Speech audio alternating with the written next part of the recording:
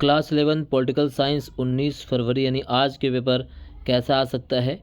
सो एक sample paper इस complete video में जो है कंप्लीट सॉल्व करने वाले हैं। सो प्लीज़ एंड तक जरूर देखिएगा, बहुत ही इंपॉर्टेंट है आज के पेपर के लिए। तो चलिए इस वीडियो को शुरू करते हैं। तो सबसे पहला जो क्वेश्चन पूछा गया है वह है कि जर्मन दार्शनिक इमैनुअल कांट ने अधिकार की कौन सी अवधारणा प्रस्तुत की है। तो जो जर्मन दार्शनिक हैं इमैनुअल कांट ने अधिकार की कौन सी अवधारणा प्रस्तुत की है, तो वो जो अवधारणा इमैनुअल कांट के द्वारा जो है प्रस्तुत की गई उसको हम कहते हैं नैतिक। जी हाँ, नैतिक। तो इमैनुअल कांट के द्वारा नैतिक अवधारणा को जो है प्रस्तुत किया गया है। इसी प्रकार से इंग्लिश में भी क्या है, ethical. Which concept of the right is given by the German philosopher Immanuel Kant. Second question है अर्ध अध्यक्षात्मक प्रणाली के विषय में क्या सही है। अर्ध अध्यक्षात्मक शासन प्रणाली के विषय में क्या सही है। ए, सरकार का प्रमुख प्रधानमंत्री होता है। बी, राज्य का प्रमुख राष्ट्रपति होता है। सी, राष्ट्रपति राज्य और सरकार का प्रमुख होता है। डी, प्रधानमंत्री राज्य और सरकार का प्रमुख होता है। तो अर्ध अध्यक्षात्मक प्रणाली के विषय में जो सही है वह है डी, यानी प्रधानमंत्री राज्य और सरकार का प्रमुख होता है। What is true about the semi presidential system. तो उसमें प्राइम मिनिस्टर जो है head of the state and government of the state भी होता है। सरकार का प्रमुख प्रधानमंत्री होता है, ये संसदीय शासन प्रणाली में होता है। राज्य का प्रमुख जो राष्ट्रपति होता है ये भी संसदीय शासन प्रणाली में होता है। राष्ट्रपति राज्य और सरकार का प्रमुख होता है, ये अध्यक्षीय शासन प्रणाली में होता है। ठीक है, इस तरह से आपको पता होना चाहिए। क्वेश्चन नंबर थर्ड, न्यायपालिका की स्वतंत्रता को सुनिश्चित करने के विभिन्न तरीके में से निम्नलिखित में से कौन सा असंगत है।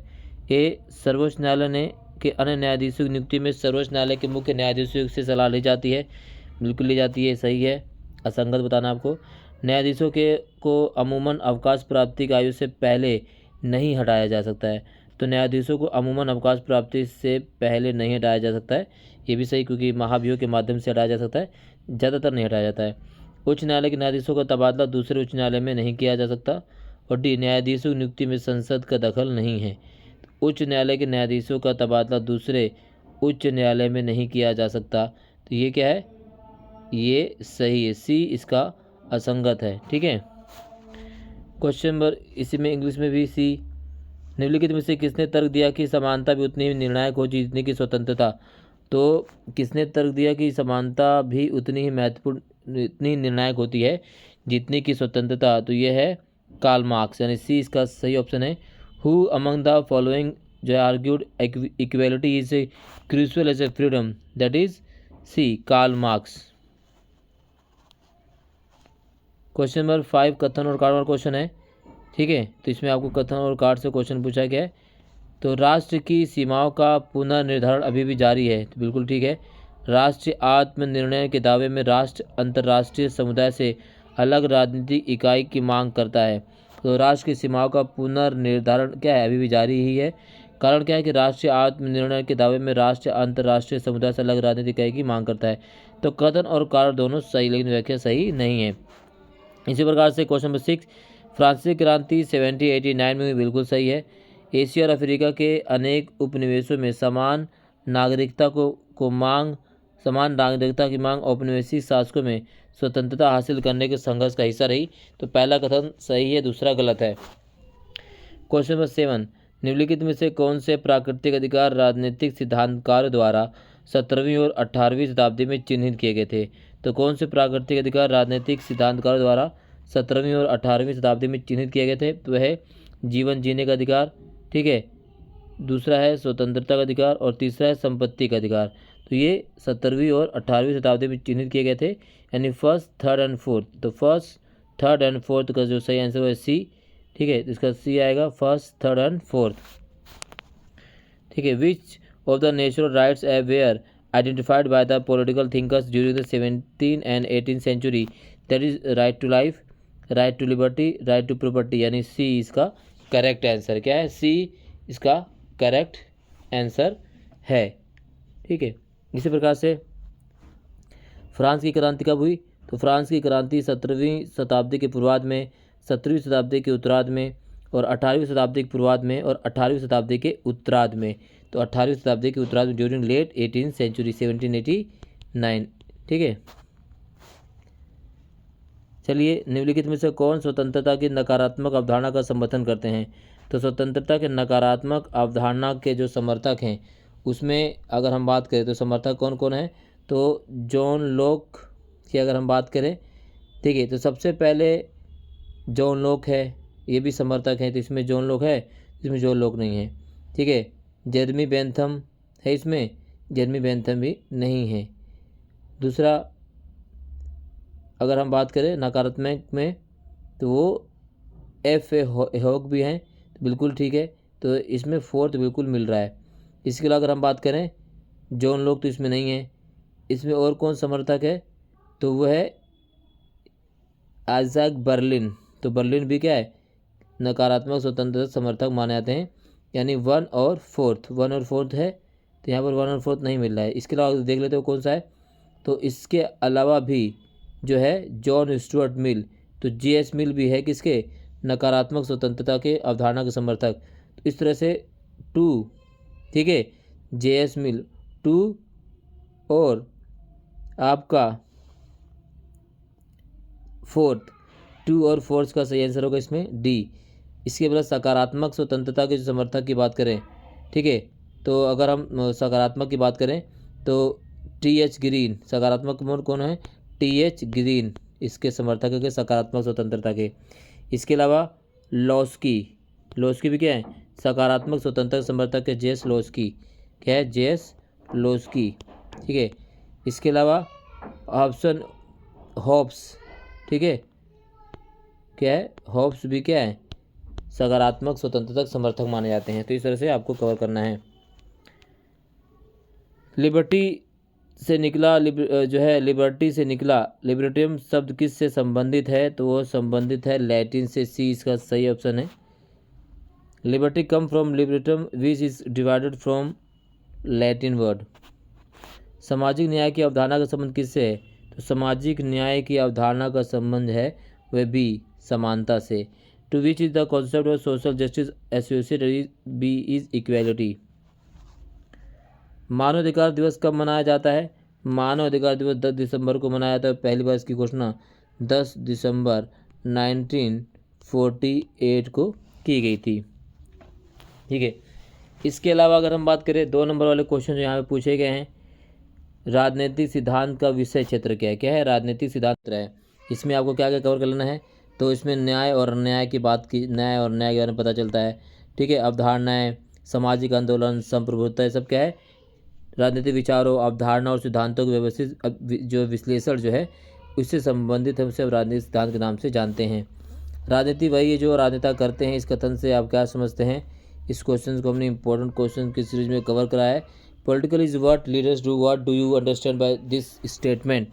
इसी प्रकार से अल्पसंख्यकों के प्रतिनिधित्व के किसी एक विधि को लिखिए। तो अल्पसंख्यकों के प्रतिनिधित्व की विधि क्या है? कि जैसे भारतीय संविधान में जो है भारतीय संविधान अल्पसंख्यकों के लिए अधिकार प्रदान किए गए हैं, अनुच्छेद 25 से 28। ठीक है। धार्मिक और शैक्षिक जो अधिकार है इसके अंदर संविधान में अधिकार के माध्यम से साथ साथ और क्या कर सकते हैं? जो अल्पसंख्यक है उनके क्या आरक्षण प्रदान किया गया है, ये भी कवर कर सकते हैं। सामाजिक न्याय से संबंधित किन्हीं 2 नीति निर्देशक तत्वों को लिखिए। तो ये सामाजिक न्याय से संबंधित 2 सामाजिक सिद्धांत न्याय से संबंधित 2 नीति निर्देशक तत्वों की बात करें तो सबसे पहले आपको लिखना है समान कार्य के लिए समान वेतन, है ना। समान कार्य के लिए जो है इसमें समान वेतन की बात की जाती है। दूसरा, शिक्षा और सार्वजनिक स्वास्थ्य में सुधार करना, ये सामाजिक न्याय संबंधित 2 नीति निर्देशक तत्व हैं। इसके अलावा अगर हम बात करें तो भारतीय संविधान के भाग 4 में अनुच्छेद 36 से 51 में जो है नीति निर्देशक तत्वों को वर्णन किया गया है।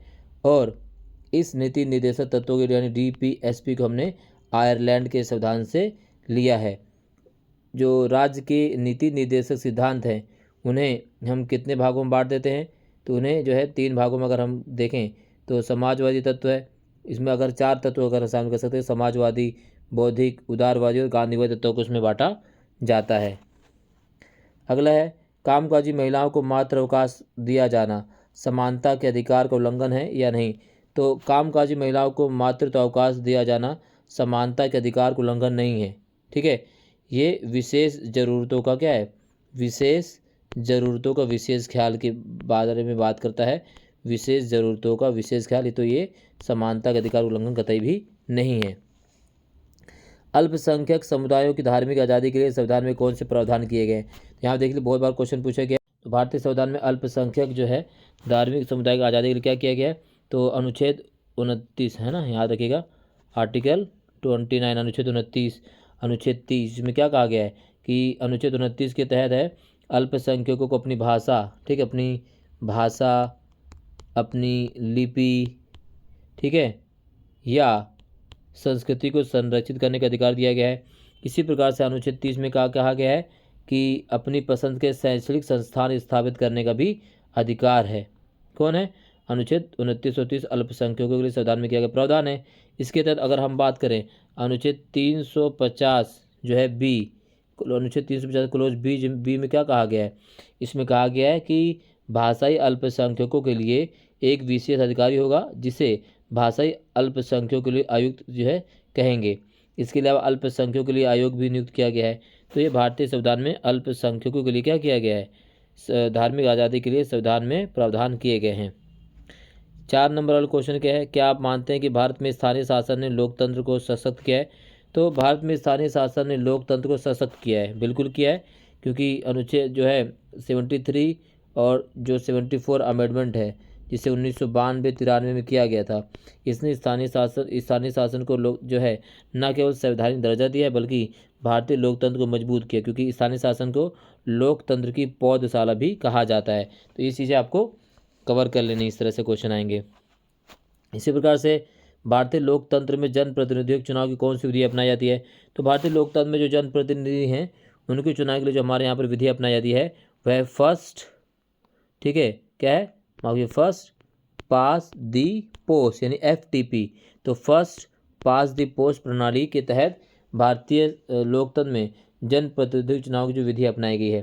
तो ये फर्स्ट पास दी पोस्ट सिस्टम को आपको क्या करना है, कंप्लीट जो एक्सप्लेन कर देना है। इसमें क्या किया जाता है फर्स्ट पास दी पोस्ट सिस्टम में? तो फर्स्ट पास दी पोस्ट सिस्टम में क्या होता है कि इसके लिए संपूर्ण जो है भारत को क्या कर दिया जाता है, अलग अलग निर्वाचन क्षेत्रों में विभाजित कर दिया जाता है, जहां पर राजनीतिक दल अपने उम्मीदवारों का खड़ा करते हैं। विभिन्न राजनीतिक दल अपने अपने उम्मीदवारों को यहाँ पे चुनाव लड़वाते हैं और जिस उम्मीदवार को सबसे ज़्यादा मत मिलता है उस उम्मीदवार को जीत होती है। इसमें राजनीतिक दल को वोट ना देकर मतदाता अपने उम्मीदवार को वोट देता है। संवैधानिक उपचारों के अधिकार में कौन कौन सी याचिकाएँ शामिल हैं? तो अगर हम संवैधानिक उपचारों के अधिकार की बात करें तो भारतीय संविधान में जो है अनुच्छेद 32 जो है, अनुच्छेद 32 में संवैधानिक उपचारों की बात की गई है और डॉक्टर BR अम्बेडकर ने अनुच्छेद 32 को भारतीय संविधान के हृदय और आत्मा भी कहा है। तो अनुच्छेद 32 के सर्वोच्च न्यायालय और अनुच्छेद 226 के तहत जो उच्च न्यायालय में अगर नागरिकों को मौलिक अधिकारों का उल्लंघन होता है तो सीधा न्यायालय में जा सकता है। और न्यायालय मौलिक अधिकारों की सुरक्षा के लिए टोटल जो है 5 प्रकार के रिट जारी करती है। कितने प्रकार के? 5 प्रकार के रिट है, जिसमें उत्प्रेक्षण है, परमादेश है, अध्यादेश है, बंदी प्रत्यक्षीकरण है। तो 5 रिटों को इसमें आपको एक्सप्लेन कर देना है। फिर है इसमें अगला क्वेश्चन जो पूछा गया है वो क्या है कि भारतीय धर्मनिरपेक्षता के विषय में नेहरू के विचार। तो पंडित जवाहरलाल नेहरू जो थे वो धर्मनिरपेक्षता की पुरजोर वकालत करते थे और उन्होंने क्या किया था, सांप्रदायिकता का विरोध भी किया और वो एक ऐसे समाज को बढ़ावा देना चाहते थे जहाँ सभी धर्मों को सम्मान दिया जाए और उनके साथ समान व्यवहार किया जाए। और अगर हम भारत के धर्मनिरपेक्षता की बात करें तो भारतीय धर्मनिरपेक्षता में वो पूरी तरह से क्या थे, वो नेहरू की जो प्रतिबद्धता है संपूर्ण, व्यापक और सत रही थी। और जैसे उन्होंने भाखड़ा नांगल जैसे वादों को आधुनिक मंदिर, मकबरा या विश्वविद्यालय की भी संज्ञा दी इसी चक्कर में। उन्होंने धर्मनिरपेक्षता को एक आदर्श रूप में सामने रखा और समाज में उसके प्रचार प्रसार के लिए गंभीरता से कार्य भी किया था। ठीक है, इसके अलावा है राष्ट्रवाद के विभिन्न चरण। तो राष्ट्र चरणों में अगर हम बात करें तो सबसे पहले इसमें ब्रिटिश शासन के दौरान जो है जो भारतीय राष्ट्रवाद को मजबूत किया गया था। ठीक है, और कांग्रेस के झंडे तले है जो देश का क्या किया गया, राजनीतिक एकीकरण किया गया। महात्मा गांधी ने सत्याग्रह की जो है कला का बीड़ा उठाया। गांधी जी का लोकतंत्र जो है धार्मिक और जातीय समानता के और भाईचारे के प्रति समान रूप से सख्त पालन करता है। जैसे इसमें जातीयता, सांस्कृतिक, नागरिक और तीसरी दुनिया राष्ट्रवाद भी इसमें शामिल है। इसके अलावा आपको गद्यांश को पढ़ना है और गद्यांश को पढ़कर इसका उत्तर आप सभी दो। संघीय विधायिका में कौन कौन से सदन हैं? तो संघीय विधायिका अगर हम बात करें तो इसमें 2 सदन होते हैं संघीय विधायिका में, लोकसभा और राज्यसभा। कानून बनाने का कार्य निम्नलिखित में किसका है? तो कानून बनाने का कार्य जो है वह है विधायिका का, ए का। ठीक है। शासन में कौन सा जनता के प्रति उत्तरदायी है? तो विधायिका और कार्यपालिका जो है वो जनता के प्रति क्या है? उत्तरदायी हैं। इसी प्रकार से इंग्लिश मीडियम वाले क्वेश्चन जो इसे कवर कर सकते हैं। फिर कार्टून से क्वेश्चन पूछा गया है। उपयुक्त कार्टून कौन सी अवधारणा से संबंधित है? तो गिव जस्टिस, तो किससे है?